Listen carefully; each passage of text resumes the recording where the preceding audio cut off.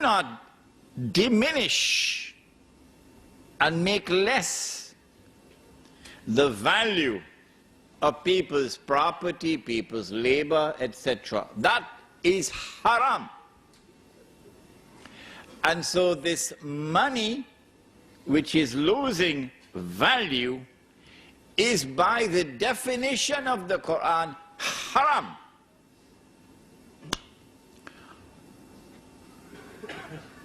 But we were asleep.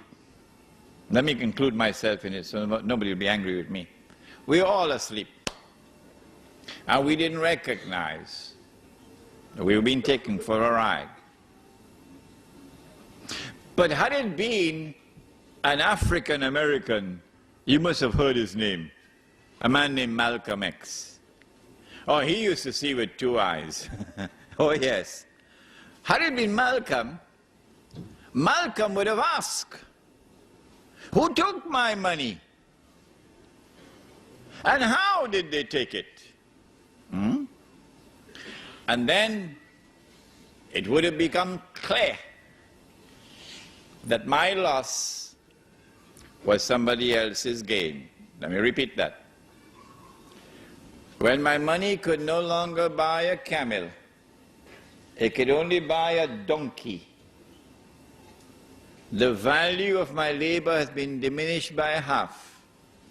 My loss was somebody else's gain. 5 years later, when I take it out, can't buy a donkey anymore. Can only buy a goat now. And so my 1 month has now been diminished to 1 week. If this keeps on going on, I'm going to be enslaved. A new slavery will come upon the world if this keeps on going on like this. Surely it was time for the Ummah of Muhammad alayhi salatu wasalam to stop fighting amongst themselves over popcorn.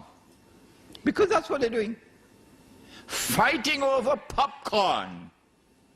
While this massive betrayal of Islam is taking place, and we are blissfully ignorant of it. That's the price we pay when we only have scholarship but no nur. 5 years later, when you take out that money, can't buy a goat anymore. You only buy chicken and chips. That's where Indonesia is now. That is where Indonesia is now, chicken and chips. That's where Turkey is now, chicken and chips. Yes. And still we're fighting over popcorn. If you're 17 years of age tonight, son and daughter, this lecture is for you. They've been fighting over popcorn while the slavery has come upon us. The Indonesian rupiah is now trading at about 10 to 11,000 rupiah to $1 US. And you'd want to know, well, why is the relationship, the value of the money always linked to the US dollar? We'll explain to you that tonight. When the Indonesian rupiah collapsed 3 years ago, dramatically, there was nothing wrong with the Indonesian economy. The International Monetary Fund or the World Bank just 2 or 3 months earlier had given a clean bill of health to the Indonesian economy. Nothing significant had changed in that economy when George Soros and company attacked. And the banking centers around Indonesia attacked. Singapore, let's put it into the record tonight, is one of them. The Indonesian rupiah collapsed overnight. It was trading, I think, about 8,000 and it fell to 20,000 within a matter of 1 week. And more than a half of the population of Indonesia were instantaneously reduced to poverty. There is such massive poverty in Indonesia today that the country is riddled with violence. And our sisters, oh, let's put it, my sister and my daughter and my mother must now sell her body for $1. It's very cheap now, $1. Yeah, it's happening while those fellows are fighting over popcorn. What about Turkey? It's not by accident that Indonesia was attacked. It's not by accident that Turkey was attacked like this. Because the Indonesian is different. He's a warrior, he's a fighter. He'll give his life for Islam, the Indonesian. And the Turkish Muslim in the villages are like that. They love the deen and they'll fight for it and they'll give their lives for it. But Israel needs Turkey. Israel needs the water of Turkey. And Israel needs the support and the alliance of the Turkish military of Mustafa Kemal. So in order for the military to take control of the country, and in order for Israel to get that supply of water from Turkey, you've got to enslave the Turkish masses. So do you know what is the value of the Turkish lira now? At what is it trading? Do you know? It is trading at 1.5 million Turkish liras to $1 US. Now, don't you think this is an important subject to teach? Yeah. Yes.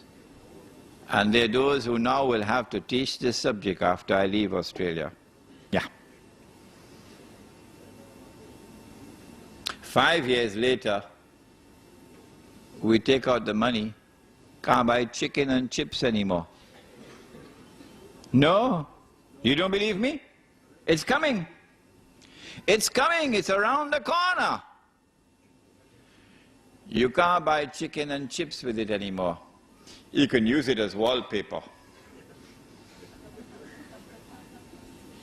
The collapse of the international monetary system based on paper money with no intrinsic value, that collapse is around the corner. How do I know that? Not only because I was blessed with the opportunity to study international monetary economics at the Graduate Institute of International Studies in Geneva, Switzerland. I know that because of something else. I know it because of the Quran and the Hadith, that the collapse of the international monetary system is around the corner. When it all collapses, and we'll come back to this, what will be money? What are you going to have as money? When the Australian dollar collapses, and of course if you had any Australian dollars underneath your pillow, hidden away, you can use it as wallpaper. Yeah. What is going to be money after that? Answer is, no, not gold, and not silver, and not dates. It's going to be electronic money. Electronic impulses in machines in banks, machines without minds, artificial intelligence. Huh? The plastic you'll use to access the money, but the plastic itself would not be the money. The money is going to be electronic money. So listen to this. I don't know whether you'll be able to digest your dinner now after this. Money is going to disappear. You won't be able to see money anymore. You won't be able to see money anymore. You won't be able to touch money anymore. It's gone. Electronic impulses in mindless machines in banks. We're not concerned with who owns the banks.